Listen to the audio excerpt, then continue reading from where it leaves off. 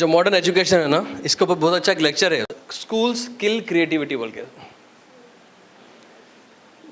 कभी टाइम मिला तो देखना, ये पिक्चर भी उसी में से मैं समझता हूँ। ये जो तो बेसिकली जो मॉडर्न एजुकेशन जो है, जो हम क्या रहे हमारे स्कूल्स में क्या कर रहे हैं हम लोग, सिर्फ एकेडमिक्स से फोकस है, ओवरऑल होलिस्टिक डेवलपमेंट की कोई ज़रूरत नहीं है। एकेडमिक्स भी कैसी एटलस की तरह पूरा बोझ हम ही उठाते हैं, पूरा हम पढ़ाएंगे, हम ही पूरा सब कुछ समझाएंगे, टेक्स्ट बुक में पहले रीडिंग करेंगे, उसको फिर एक्सप्लेनेशन करेंगे, अरे नहीं सॉरी सब भूल गया एक बात, हाँ उसको ट्रांसलेट करके सुनाएंगे इंग्लिश से। सबसे बड़ा काम तो ट्रांसलेशन करता है ना अपना। All of us are tailors, translators. क्या ज़रूरी है ट्रांसलेट करना?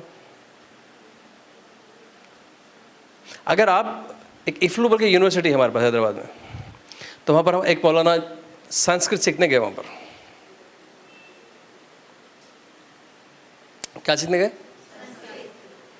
तो बताए 40 दिन में एक भी वर्ड नॉन संस्कृत यूज नहीं करा। पूरी बातचीत, पढ़ाई, methodology, explanation, everything was in Sanskrit. And he started speaking it with in 40 days। अरे भाई, चाइना में इस्लाम आया, कैसा?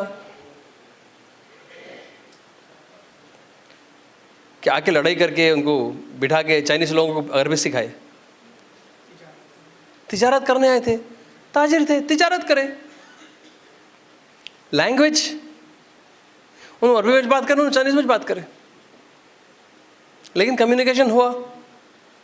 आप पढ़ा रहे हैं तो आप ये मत समझिए कि नहीं मैं ट्रांसलेट करूंगी तो ही उनको समझ में आएगा।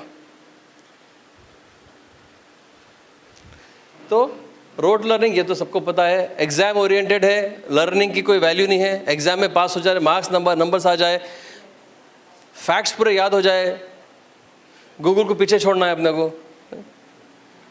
फैक्ट्स याद कराने से क्या है इंपॉर्टेंट हासिल है? फैक्ट्स को अप्लाई कर सके वो सिखाना है, लेकिन कोई कैरेक्टर की कोई बात नहीं है। और ये ऐसे इंसान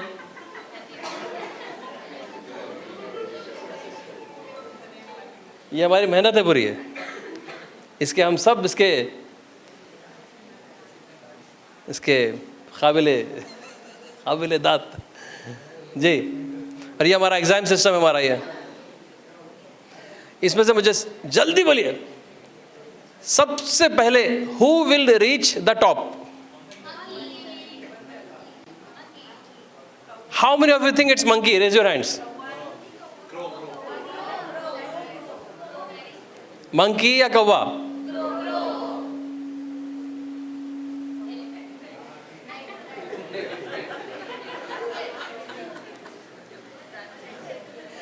कौन बोला एलिफेंट?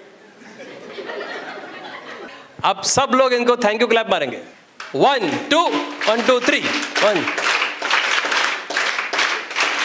Yes, very good. मैंने सवाल पूछा था कि who will reach the top, not climb the top.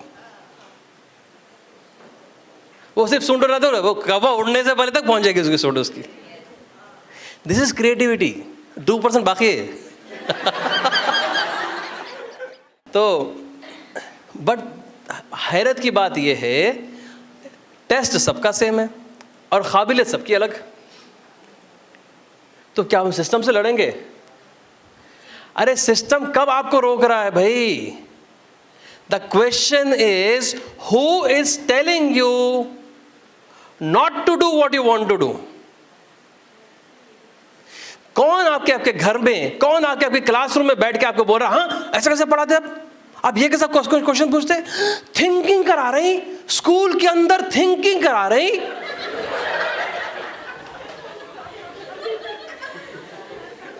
Umar खैद का था ना, थिंकिंग कैसा कराते स्कूल में? कौन बोल रहा भाई आपको ऐसा? आप करा रहे हैं थिंकिंग? नहीं सर, टाइम नहीं है ना सर, सिलेबस कंप्लीट। अल्लाह की पनाह, ये सिलेबस तो ना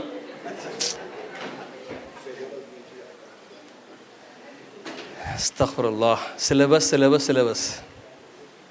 सिलेबस के पीछे भागे तो सिलेबस कंप्लीट नहीं होता। एक एक्सपेरिमेंट करे थे लखनऊ में। वो लोग यही मॉडर्न मेथड जो नहीं, इसको एक होता है एक्शन रिसर्च होती है, प्रोसेस ऑफ परफेक्शन बोल के एक होता है, ऐसे कुछ और कॉन्सेप्ट्स है बहुत सारे. धीरे धीरे इंशाल्लाह we will learn things over.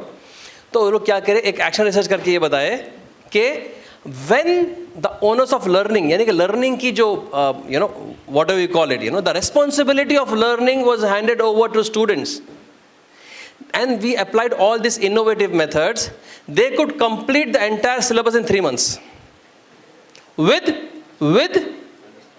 50% more understanding abilities.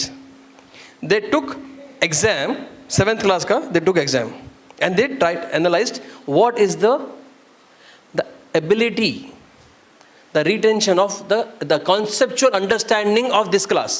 उसको नोट कर लिए. नेक्स्ट क्लास का सिलेबस पढ़ाना शुरू किए. 3 महीने के अंदर ये 50% था, यानी कि 40-50% था, तो ये उसका 50% एक्स्ट्रा, यानी कि 75% बेहतर कॉन्सेप्चुअल अंडरस्टैंडिंग के साथ विद इन 3 मंथ्स पूरा सिलेबस कंप्लीट किया. एक स्कूल वाले और एक रिसर्च किए, 30 बच्चों के क्लासरूम रखे, 65 बच्चों के क्लासरूम रखे, दोनों को पढ़ाए. वो लोग बोले कि कम तो नहीं, उल्टा ज्यादा ही रहा 65% क्लास, 65 वाले बच्चों क्लास में द कॉन्सेप्चुअल अंडरस्टैंडिंग.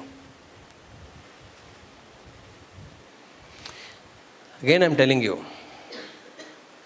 कोई चीज नहीं रोक सकती आपको.